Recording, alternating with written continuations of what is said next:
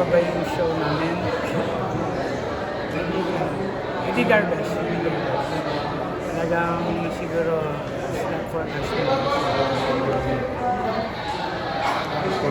Your thoughts on the Ramos Marianas performance so talaga abante sa inyo most of the game. So, yung sa confidence ng bata na sa emotion, tinaas ng confidence in this point. Yes, for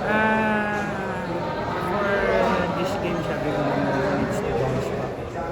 Kailangan niya balik yung pangalan what happened the last game. So, need to make a mistake. Okay naman, good. Focus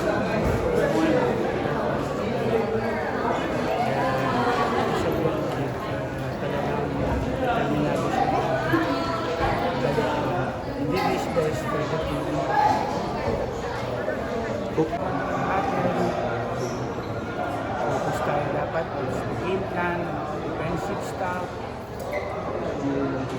Ano yan? Malaking bagay na po ng experience ng mga bata ng this kind of situation. Hindi naman yung lagi ng teams na makukuha ko yung experience nito. And I think makakatulong po sa mga bata ko. Hindi more mature. Tapos conferences, para maging mature po po sila. Expect sa pesa ng team, may inaarap ka pa Still, parang lahat naman po ng coaches, they want to help the best player. Parang walang bukas. Pero hindi naman pwede yan. Ilang teams po tayo sa PBA, good players, diba? At it's a balance with balance with ating hindi naman natin pwedeng makuha. So doon na lang po yung ano nyo, magpasok yung paano i-develop yung mga bata, yung mga bibigyan na kumpiyansa yung mga bata, nandun na lang po sa mga coaches yun, paano nyo gagawin nyo. But every player naman po ay chance. Sir, si Juan Gomez de Leon, somehow ba na-exceed niya yung expectations? Yes! Yung performance niya nung first game, malayo. Bounce back siya. Yun naman yung gusto ko dun sa bata. Yun ang